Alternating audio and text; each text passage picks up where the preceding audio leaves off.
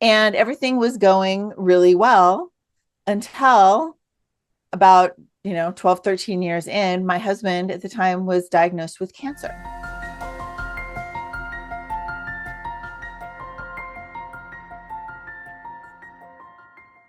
Hi everyone, Ellen Ballard is here today with my friend Tracie Root.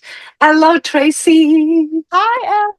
So glad to be here. Great to have you. I am excited, looking forward to this conversation. Of course, Tracy is a speaker, community builder, and experienced strategist who helps women entrepreneurs and leaders turn connection, into momentum. As the founder of the Gaza community, host of the Bold and Brilliant podcast, and creator of Bold and Brilliant Studio, she creates meaningful communities, transformational experiences, and creative tools that deepen connection and inspire forward movement.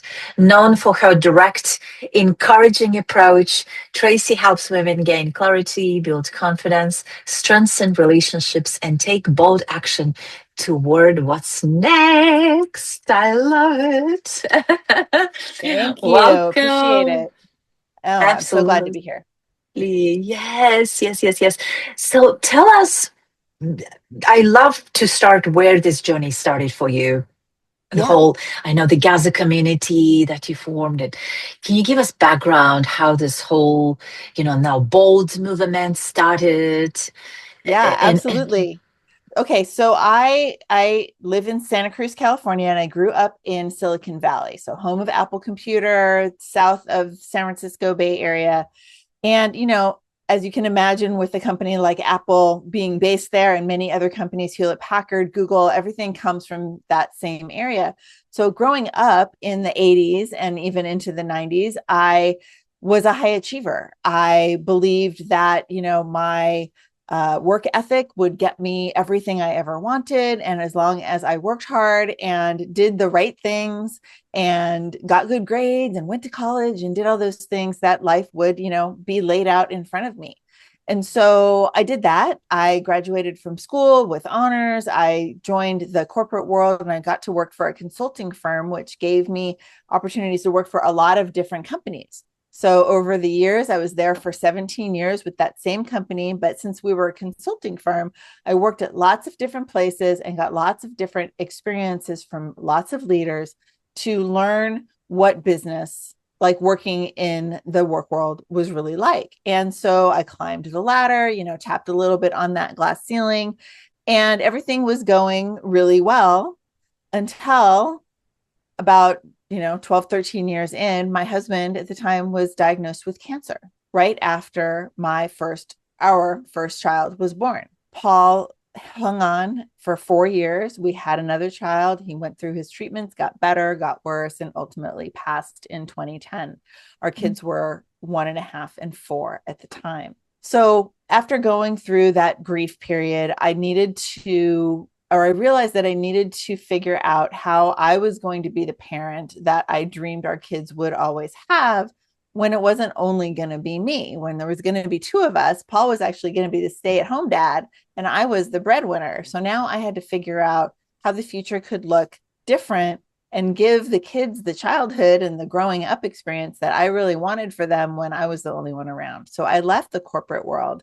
I found coaching. And I started off as a health coach and worked through becoming health coach, business coach, like life coach, all kinds of different coaching. That path really led me to understanding where my strengths were, which was connecting with people, helping people manage change. Of course, in my corporate career, that was my job, but also having gone through serious life changes, managing grief, managing our own life Yeah. expectations.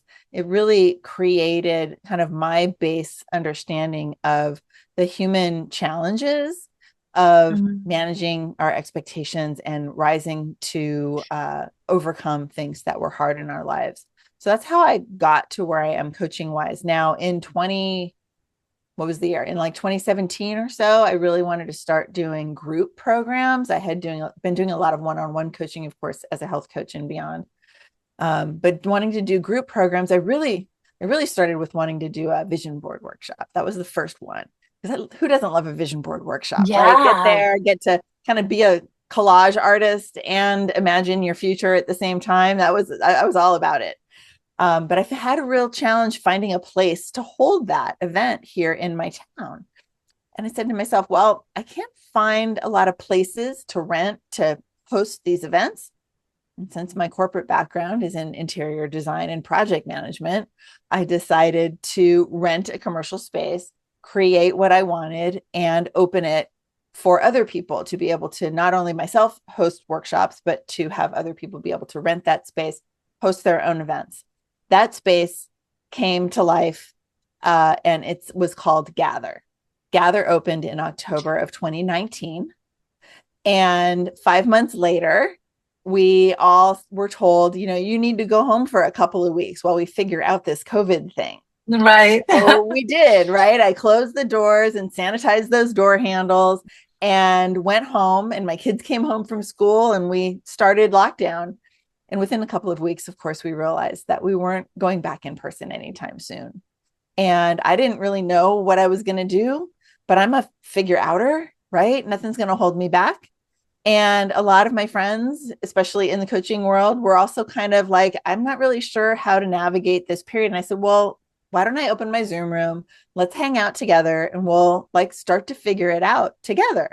That was our first, what I would consider a co-working session and mastermind session where we all kind of came on the same Zoom room. I hosted and held the space for everyone to come and get done whatever they needed to get done.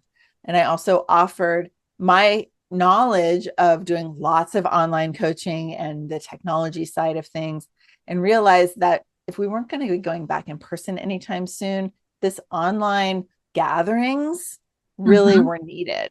And so Gather, the room, became Gather, the community, the online community, instead of renting the room and giving those clients a space and the amenities and the support and the promotion that they needed to have a successful in-person event. I moved that to online and created a membership. That was summer of 2020. And by December, we had a full-fledged community of members, which we called creators at the time.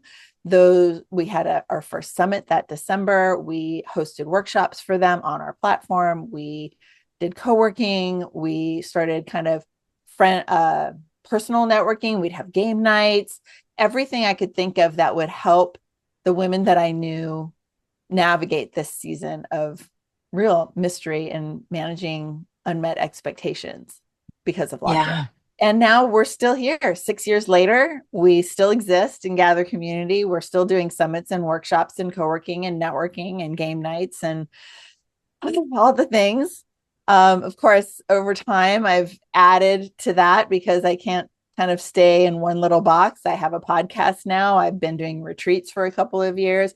And I recently started something called this Bold and Brilliant Studio, which helps women entrepreneurs, offer their clients the custom gifting that is so special and helps the client remember the giver long after their time together. So really targeted towards retreat leaders, people who are doing, not so much, well, summits, yes, but like any kind of group programs where you want to gift memorabilia or tools to your clients. Those are the kinds of things that I make, basically swag, but at a quantity of one, right? Individualized for each person.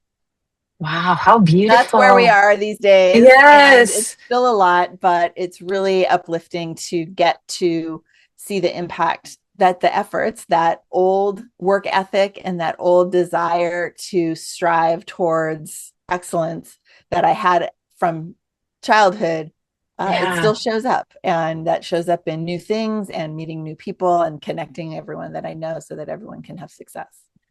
Amazing. Yeah. Thank you for sharing your journey. Yeah. All this you are a figure outer. Yes, like you said. Yeah, it's great. In the meantime, my kids, who were 1.5 and 4 back at the beginning of the story, now they're 17 and 20, and one's gone off to college and the other one is living life. And it's crazy, but I wouldn't change a thing. Everything that we go through is something to learn from. Yes, yes. Yeah, and add kids to that. All this, the Yeah, plate, that, yes. Thank you for sharing that journey. So many, it's never a straight never a straight line. Yep. line, right? It's just all this, the Well, road and is paved. the reason Uh-huh. why I share so many details is, I think that there are a lot of people, especially if they're earlier in their entrepreneurial journey, who think that like in a job, you do the Hmm. job and then you get promoted and it's pretty linear, unless Yeah. you change companies, which obviously is a detour, or change your focus. Most people are kind of on a pretty straight line if they're in kind of the corporate world. And entrepreneurism isn't that ever, Mm-mm. right? It's just No. never true. And that's okay. And it's actually kind of part of the allure is to get Yeah. to experiment and be adventurous. Adventure is kind of my middle name. I really want to experience all kinds of new things at every opportunity. And I get to do that in my business as well, and not only in personal life. Yeah, yeah, exactly. And that's what I love also about the business Mm-hmm. building, that it's the best personal growth, right? Absolutely. A tool that, people can use. And even though, with all the challenges, celebrations. And on this podcast, it's actually a great moment to move into what we truly discuss here is what it truly means to succeed from the inside out. Mm-hmm. Discussing aligned leadership, conscious business, Yes. intentional living, and I wanted to. And I feel like you created that for yourself. You Mm-hmm. really choreographed success for yourself, because success means different things for each one of us. Absolutely. And you have built that for yourself. And so I want to ask you, when you hear the phrase choreographed success, what does that mean to you now? And how Well, is that different from maybe earlier in your life or career? yeah. Well, I love about the phrase that you've adopted, choreographed success. It takes me to my younger days when I used to dance, right? And there's lots of modes of dance. There's ballet, tap, jazz, modern, hip hop, whatever. And I'm a fan of all of them. I'm good at some, I'm not so good at others. Some take a lot of training, and others are more kind of innate. And so when I think of the word choreograph, I think of the variety that it could be, right? There's so many options and so many ways for it to be great, regardless, and it's really based on your own talents and expertise and experience and what you care about. And I think that that also translates to success. If you focus on what you love and care about and are passionate about and want to make an impact with, then as an entrepreneur, you get to do that. Dancers get to do whatever choreography fits them in their soul and their spirit, and entrepreneurs get to do whatever fits them in their soul and their spirit in their business. And I that's love that. definitely an evolution that I've gone through, and especially these recent days in creating the studio, starting the podcast a couple of years ago, starting retreats a couple of years ago. Those are all relatively new. I coached for 10 years before I ever thought about doing other things. Yeah. And that's just, the evolution of, wow, this was kind of the path that I was on, that more linear path. I feel like it's time to, try a new style of dance, a new style of business, a new style of communication, whatever it is that we're bringing to our business world. Yeah, I love that analogy. Yeah, exactly. Speaking my language. I love Yeah, it. yeah. Yeah, thank you. Yeah, because we have a Mm-hmm. similar background. Yeah, I love that. Thank you for sharing, and congratulations again on all the thing that you added to your business, as well as the studio now and Yeah. the podcast, and the whole Gather community that I am part of as well. And I'm looking Yes. forward to attending the event soon that you have. For those who are interested, they're listening to us right now, they're interested in checking out more. How can they find it online? Well, the easiest way to find everything is to go to what I call my links page, which is tracieroot.com/links. Perfect. It's the easiest way because it does have like my kind of coaching Tracie Root kind of things happening. It has the podcast, it has the gather community things.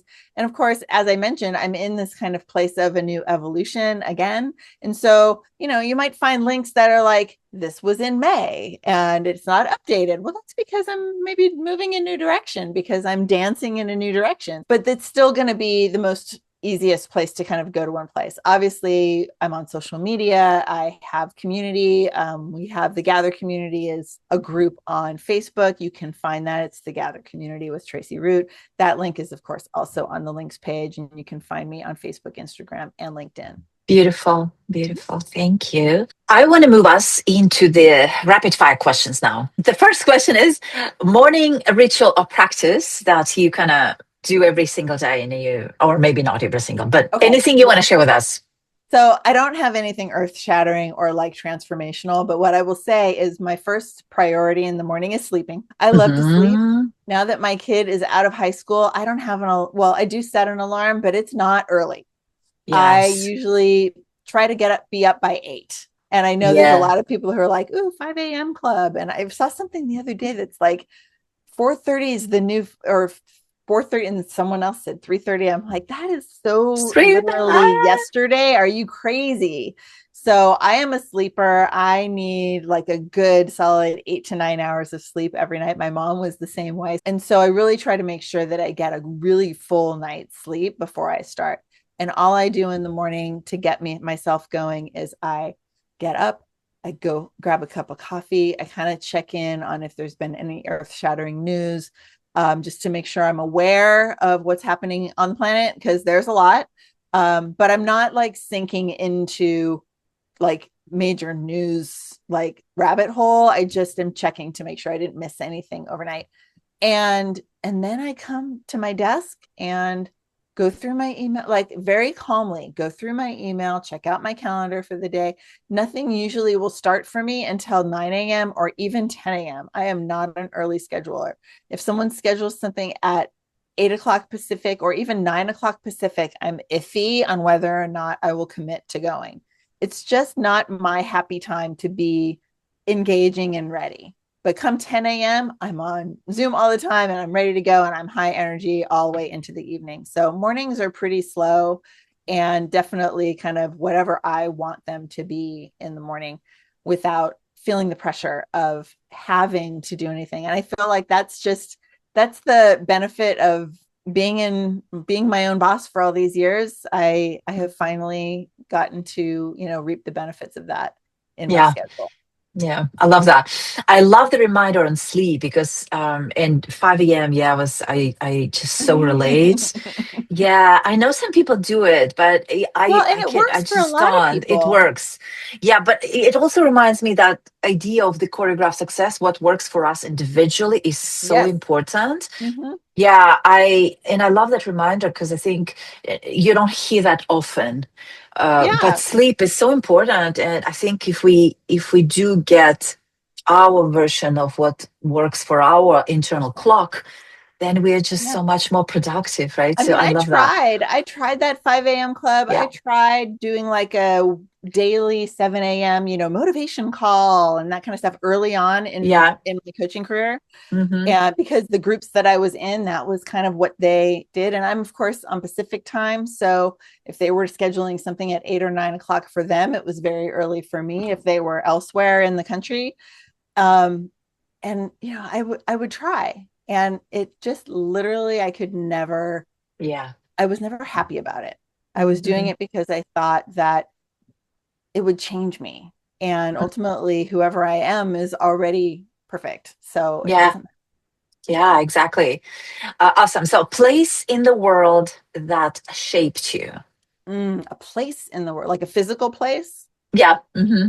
Um, well, I mean, growing up in Silicon Valley was a really big deal. I think that we were definitely surrounded by high expectations and a lot of success. So it was Hmm. easy to be like, okay, I'm smart. I know I can do anything, and here's all this evidence to the positive of that. So that would be one thing, but that's not very exciting. I think the other thing that really kind of finally kind of clicked in my kind of adventure mode is early in my coaching career when I would go to conferences and things like that.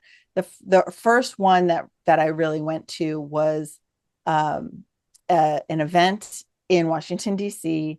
Hmm. at the Gaylord Hotel, and I'd never been in such a big hotel, Mm, fancy conference nice. environment. That wasn't what Hmm. my corporate job was like. It was very like I'm just there doing my job and we're in their offices. I never traveled for work in that way, never went to Hmm. conferences before. So my first conference in connecting with other entrepreneurs in this beautiful environment across the country from me, like that was a really impactful kind of first trip and first opportunity to see how coaching could take me elsewhere and really Hmm. fuel my like my wanderlust a little bit, my adventure gene a little bit, but also like looking at why is it that I'm enjoying this. There's multiple reasons. One is the group that I'm with, one is the environment that I'm in, one is being in a new kind of city and vibe and seeing new things. I'm an architecture nerd, so like going and seeing the new buildings in a city I've never Oh been to. yeah, I love These architecture, yeah, and as that's well. why Hmm. I love travel so much. I'm excited to visit any new city or town, and so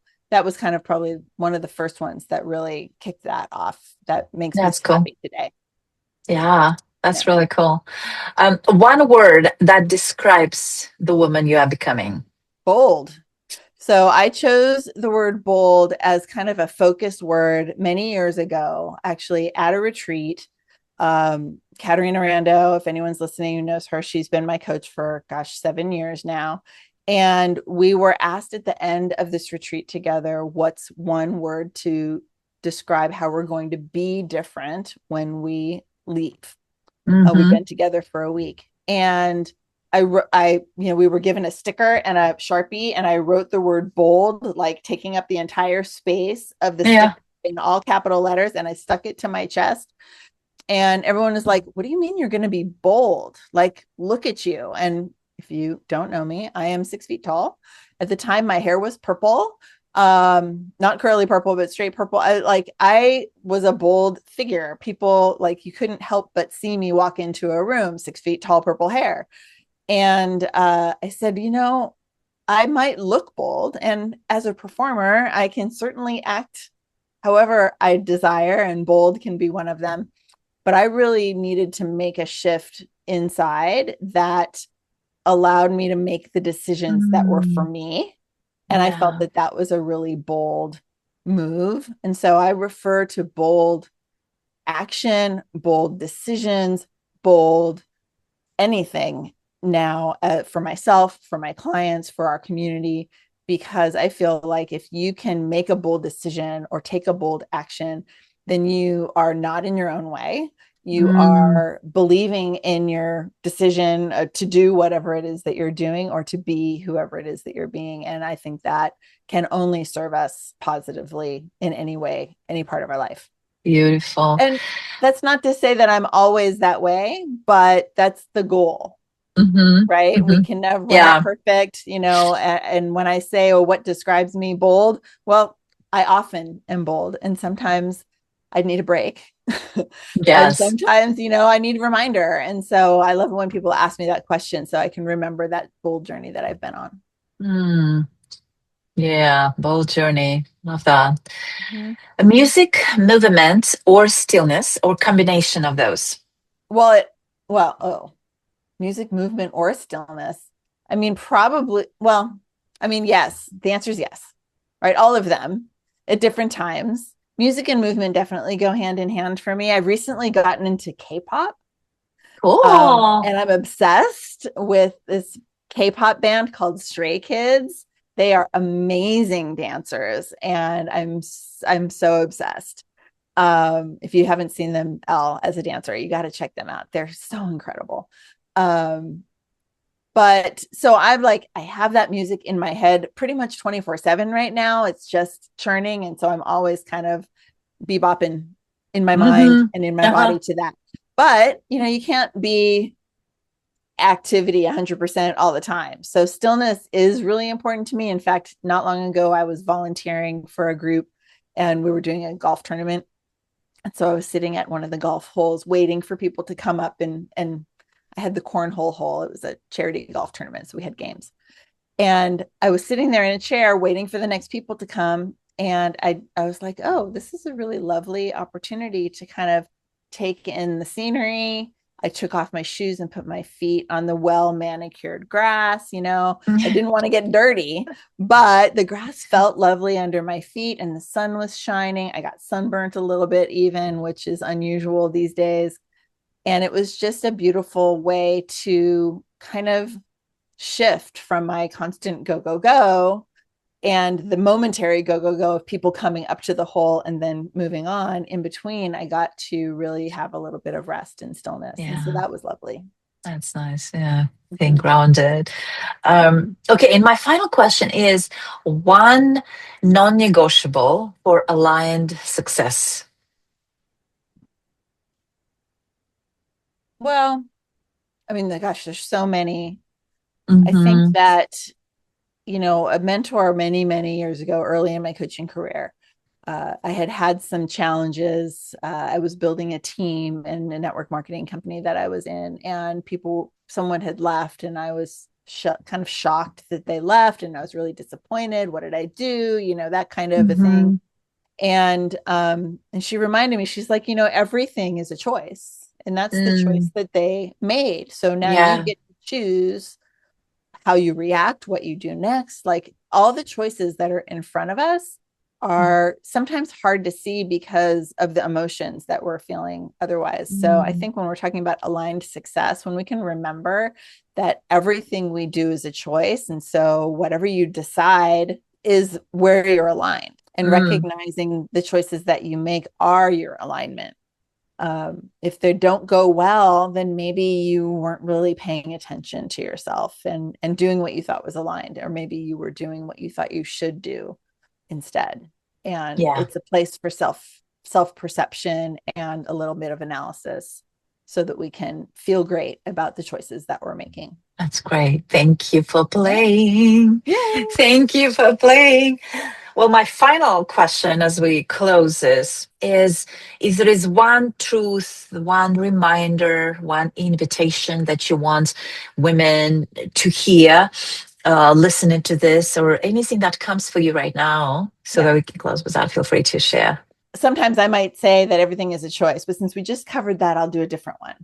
Um, a few years back, I was in a workshop with someone, and she was suggesting to us to look at our dreams and the things that we wanted out of our lives and our Ooh. business. So I'm in this workshop, and she's talking to us about the things that we're dreaming about and asking us, what is a step that you can take toward that? And I had this big dream at the time to have an in-person retreat center. I had recently been to Mexico, and I saw a building on the hill, and I was like, that building stuck in my mind. Wow, that would be amazing to own a place like that here in this beautiful land and have retreats there. But when she asked the question, I immediately thought to myself, well, that's too much. Maybe I'll just start with a condo. And that's more reasonable and doable and financially possible. And that other thing was so big, maybe Mm-hmm. I'll just start small. And she reminded me that she didn't ask me what was realistic. She asked me what I was dreaming about. And the fact that I had immediately shrunk my dream Yeah, really stood out to her and to me. So she helped awesome. me see that. And I realized that the reason I did that was because I didn't think that what I was doing would ever be worthy of that kind of success, to have a big place like that. So that day, I actually wrote, I have windows here to my right, and I wrote on my window frames, at the time in pencil, now it's in paint. It says, I am worthy of the dreams I dream. The world needs me to show up today. I usually say the world is waiting for me to show up today. And to remember the first part of that, especially, that I'm worthy of the dreams I dream. And so the answer is that everyone out there, you are worthy of the dreams you dream. It may not be something that you want to go after today, but you can still dream it, and it can still be yours when the time is right. And if you think that you can't have it, then, the trick is to show up in the world, because the bigger you show up, the bigger the possibilities. That's why we need to be bold. When we show up boldly, people will notice. We will grow in our influence, we grow in our impact, and that's the direction of our dreams, because those are also big dreams and impact. So don't forget I that you're love worthy of that. those dreams you dream. They're in you for a reason. Thank you. I love that. I love that. Thank you for that. Yeah, my Such a pleasure. powerful reminder. My pleasure. Thank you for being here, my Of course. friend, Tracie Root. I Thank you, know it's thank you, hard to thank wrap you. up because we just like want to keep talking to each other. I know, I know. But yeah, thank you for taking the time to be here. I'll see you soon. Okay. Talk to you soon, my friend. Talk to you soon. Bye. Bye.